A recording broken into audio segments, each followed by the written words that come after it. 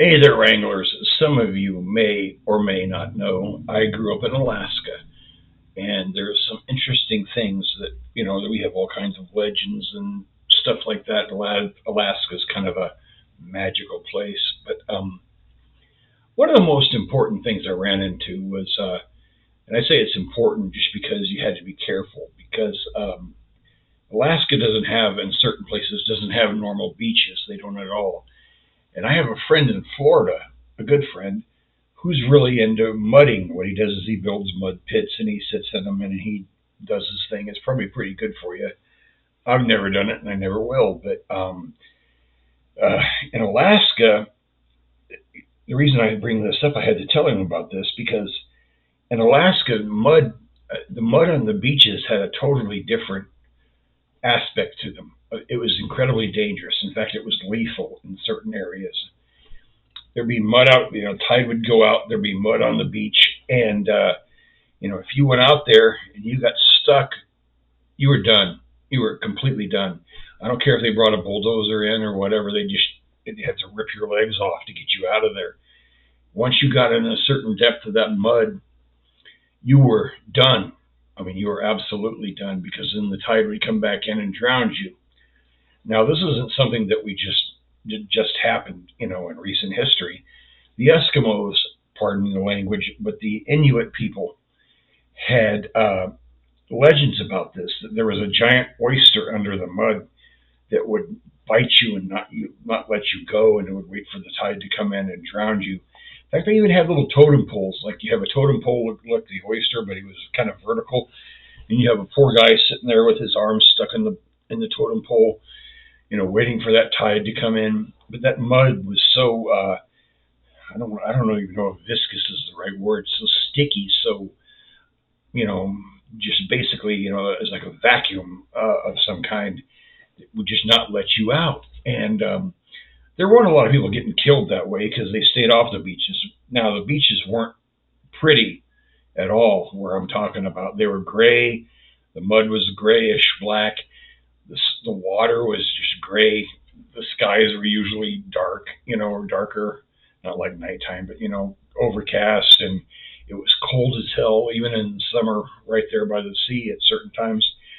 So these are not places you're going to go. I don't think there's any beachside resorts in Alaska where you're going to go swimming in the ocean because it's up there. It's cold. It's cold as hell. Okay, so it's not like this is a very tempting trap. It's not like if you were out on the Gulf of Mexico or down in the Caribbean or something like that, where you just want to run out there to the beach and drink boat drinks and all that and swim in. No, this was a kind of a brutal situation, like I said, and but once in a while you'd have somebody that would wander out there and they die from it. Now I don't remember anybody dying from it when I was up there, but I do remember people dying from stuff like coming up from what we call the lower 48, which is down here in the continental U.S.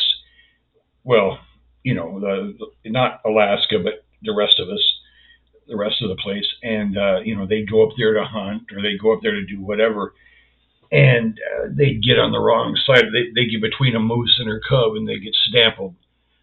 What is it? Trampled. I'm sorry, trampled. Or they would get between a mama bear and her cubs, and they get killed. Or one of the more interesting things that would happen is they would go out hunting grizzlies or something, and somebody would, take down a grizzly and go up and do the pose standing on him, and that grizzly would just wake up and whack him and kill him, maybe even almost cut him in half.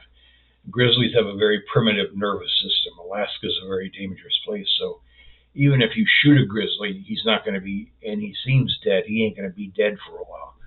So you had to watch your P's and Q's. I remember those stories in the newspaper and on the base that I was on. Now I was a military brat. I wasn't a serviceman, but I grew up on a base, and we would see these things that would happen. And but the most insidious thing up there was the thing that kind of creeped me out was the mud. The animals are scary, just kind of flat in your face, scary. And another thing that was unpleasant but not fatal was a huge plant called devil's claw. Imagine a big fern leaf. You can't even see my arm stretching out this way. Huge fern leaf, you know, big, beautiful green fern leaf, and a whole little ravine full of these fern leaves that are just big and giant. And it's almost like you want to jump in there, and it's like a, lay on the the leaves and all that kind of thing. But no, if you slide down into those fuckers, they're called, excuse my language, they're called devil's claw. Underneath all of these ferns are thorns, long, slender, painful thorns. And I've fallen into a few times fallen into the devil's claw and got stuck up. And I don't mean stuck up like, I'm arrogant. No, I've got the shit stuck out of me, from sliding into those things on accident. So just be wary if you're up in Alaska. I just wanted to clue you in on a little bit of the fun that's up there. And if you go up there, just beware of certain things. You got to keep your eyes open. If they give you a safety briefing, listen to absolutely everything they say, because there's so many ways to die up there. Maybe not as bad as Australia. I don't know. I've never been to Australia, but Alaska can kill you pretty well, but it also can be a very beautiful, beautiful place if you know what you're doing. And anyway, thanks, Wranglers. I'm going to talk to you next time, and we're going to delve into some more interesting stuff, I guess. So take care. See you at the next roundup.